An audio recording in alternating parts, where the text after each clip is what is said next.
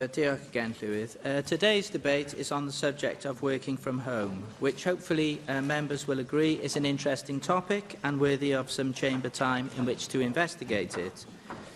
We in UKIP think that, in general, allowing more employees to work from home is a good objective, as long, of course, as that is what the employees themselves want to do. So I think we need to look at the levers we have here in the Assembly to see what we might do to facilitate a higher level of home working in Wales. That is, in essence, what today's motion is about. It isn't particularly a partisan subject which needs to divide people along party lines. Today's motion is more about trying to find a consensus between the different parties here, as, of course, we always attempt to do in UKIP. So I am approaching the amendments today with that in mind. The government seem to be in broad agreement with our objectives. Their amendment only deletes part of one of our 4 points, I should say. However, while that much is true, it does delete our wish for a specific Welsh Government strategy for home working within the successor project to Superfast Cymru. We do need Welsh Government ultimately to commit to specifics if we are to get anywhere with this mission. So we don't agree with this amendment, although we recognise that it is the only bit that the Government is looking to amend. They aren't doing a delete all on us on this occasion, so that much is promising. The Conservative amendment raises the point that there can be disadvantages to home working, and I'm not denying that home working won't necessarily work for everyone. So the aim isn't to push people into home working against their will, but rather to make it easier for those people who would prefer to work from home to be able to do so.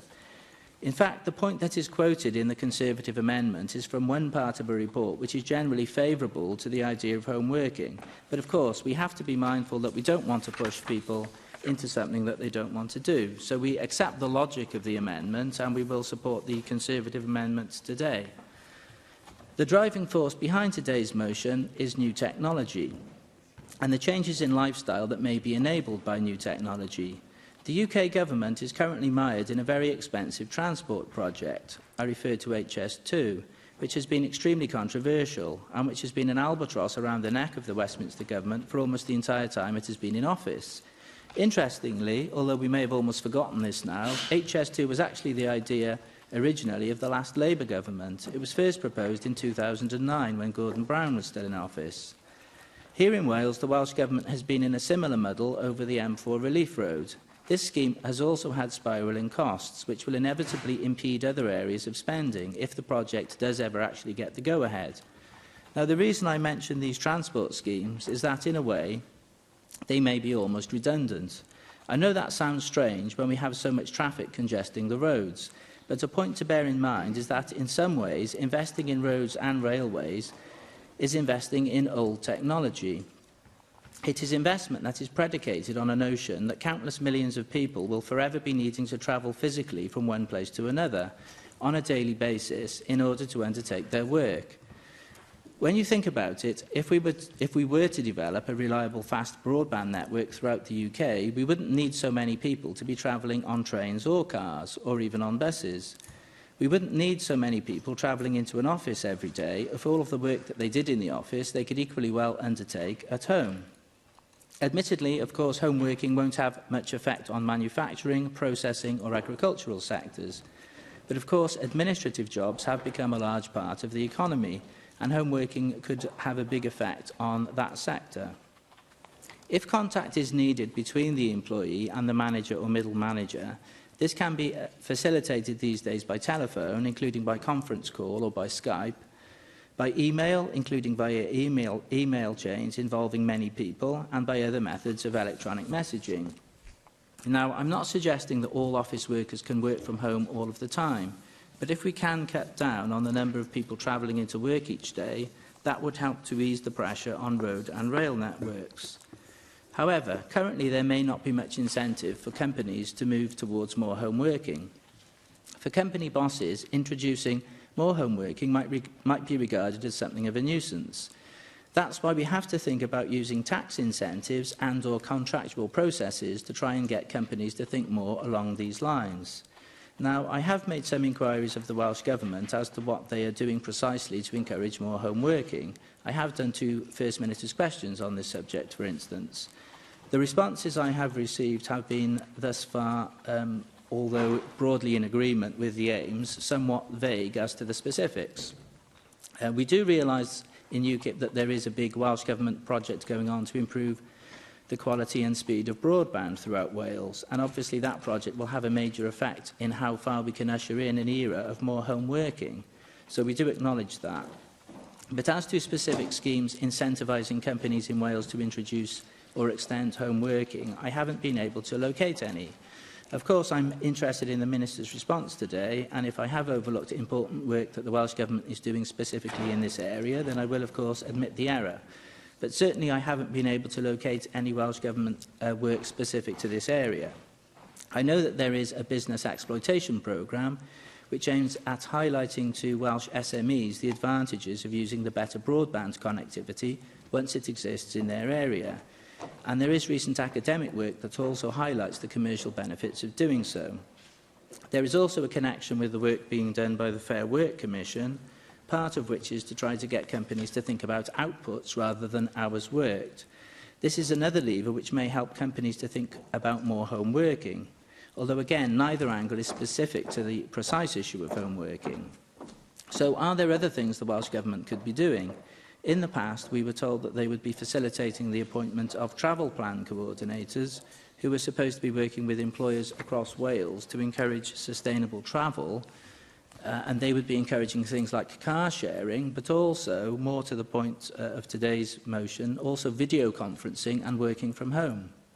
I've struggled, though, to find much information on these travel plan coordinators, and it may be an idea that is in danger of slipping through the cracks. We are in today's motion asking for some specific measures, such as calling on the Welsh Government to ensure that all public bodies in Wales have a duty to include home working in the design of jobs and how those jobs are advertised and how people are recruited. We are also calling on the Welsh Government to develop a specific strategy for home working within the successor project to Superfast Cymru to ensure that people who wish to work from home are not impeded by a lack of broadband access. Now, I mentioned about the benefits on the transport system of encouraging more home working. That isn't the only benefit, potentially. There's also the fact that one of the problems afflicting British industry is productivity. If people are working in an environment that is more pleasant to them, it may well be that output does go up, as long, of course, as home workers are properly trained to do the job and kept in the loop as regards ongoing training. There are also advantages to those with childcare or other caring responsibilities who tend to be more likely to be women, and also those with physical disabilities of bringing in a work environment in Wales that is more receptive to home working. These points have also been made by the TUC General Secretary Frances O'Grady. She pointed out in May 2018 that the number of people regularly working from home in the UK the previous year was still only 1.6 million, a figure which had remained unchanged from the year before. She identified two reasons why home working has stalled. One was the UK's extremely variable broadband speeds. The other was that too many line managers still believe that workers can't be trusted without constant supervision. So there is a bit of a cultural battle to be won with regard to the second point. To some extent, people working in management also need to be convinced of the benefits of home working. Interestingly, though, 12% of managers work from home on a permanent basis, but only about 2% of employees do. Another startling statistic is that in the UK, only 6% of administrators work from home, even though many of their tasks could surely just as easily be performed remotely these days. So throughout the UK, there is obviously a lot of work to be done on this issue. Perhaps we can try to lead the way on that here in Wales. Presiding Officer, and thanks to the participants in what was an interesting debate. Thanks to Russell George, who said that the Conservative group broadly supported the aims of today's motion. And as I said in my opening remarks, I understood the logic of their amendment, and we were supportive of their amendment. Now, Russell did raise some of the potential difficulties of home working, which we should be mindful of. They were points that were also taken up by Michelle, and more fulsomely, I would say, in Michelle's case, she certainly was not so enthusiastic. Now, we have to appreciate there are potential downsides, of course. Issues that have been mentioned even by advocates of more home working have included potential social isolation and lack of camaraderie of employees and feeling out of the loop. Conflict with other workers was a point that Russell raised specifically, and Michelle also, well, she mentioned a number of things. Now, these are all very valid issues, and we do have to be mindful of them, but the point of the motion today was that people should be enabled to work at home if they want to do so. It wasn't about people being forced to work from home. And I did make that clear in the opening remarks, and I'd like to reassert those points. Now, the government response, thank you for your broad support, and I accept that you feel the need to amend it for the reasons that the Minister gave. Now, we do accept that Superfast Cymru has been a good programme. There are considerable difficulties with the physical geography of Wales, and providing a very good broadband speed and a reliable broadband speed is, of course, probably the major issue that will allow us to move forward with more home working. Lots of general things from the government to do with equalities and fair work practices, which are, of course, good. These are good objectives, but we would like some more commitment, if possible, to the actual specifics of working from home in future. So hopefully we will get that and we can move forward with this and develop some specific measures to improve home working. But thanks for participating, and diolch yn fawr iawn.